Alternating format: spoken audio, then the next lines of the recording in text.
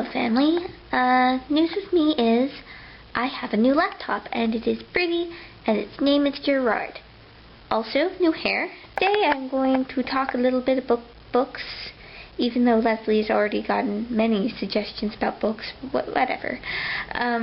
More specifically, I'm going to talk about some of my favorite humor writers. And, well, first off, there's Douglas Adams, but there's not much more to say about Douglas Adams. He just is. He is an icon. Though I will say, if all you have read is The Hitchhiker's Guide to the Galaxy, then you should also definitely read the Dirk Gently books. Dirk Gently's Holistic Detective Agency and The Long Dark Tea Time of the Soul. I also love Connie Willis, and Connie Willis writes wacky screwball comedy of manners things that always have a really nice romance that is also nice. I actually like that style of writing best at about novella length, and that's good because she's written a lot of those.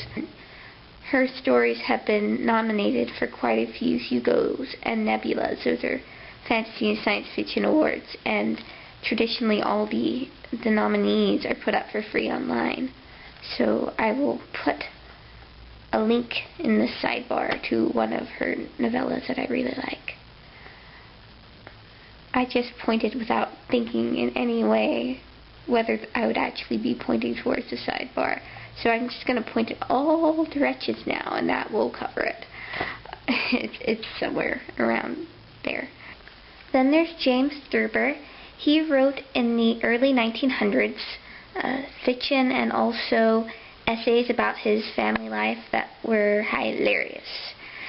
He also drew cartoons. He was kind of a really bad artist, but he didn't let that stop him.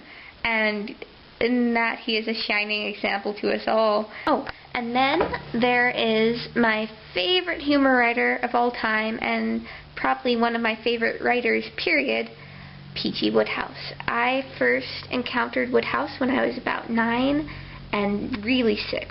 And I was so sick I couldn't read myself, so my dad read to me. And one of the things he read to me was the G's Omnibus. Wodehouse's characters are mostly rich British dandies. Occasionally they're American dandies, and they get into all these really complicated romantic tangles, but everything turns out all right in the end. His most famous characters are Bertie and Jeeves.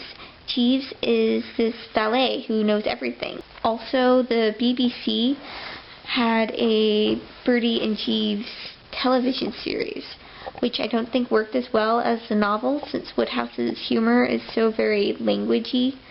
But Bertie is played by Hugh Laurie, so if you want to see what House was like when he was young and really nice but kind of dumb, you can check that out. An interesting fact about Wodehouse was that he was living in France when the Nazis invaded it.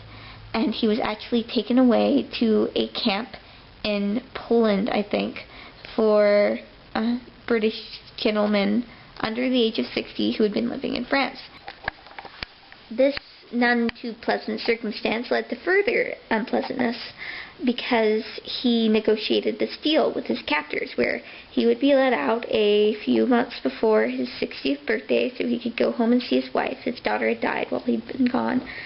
And all he had to do was read a couple of monologues on a radio broadcast, a Nazi broadcast. And so he did, and the monologues were just these sort of lighthearted, funny things, making light of his captivity.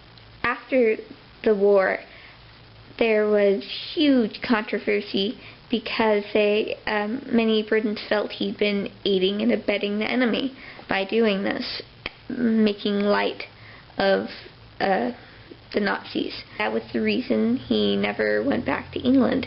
He moved to America, to New York, and he stayed there until his death, sometimes in the 70s. However, he was eventually forgiven by the British people. He was knighted about a year before his death.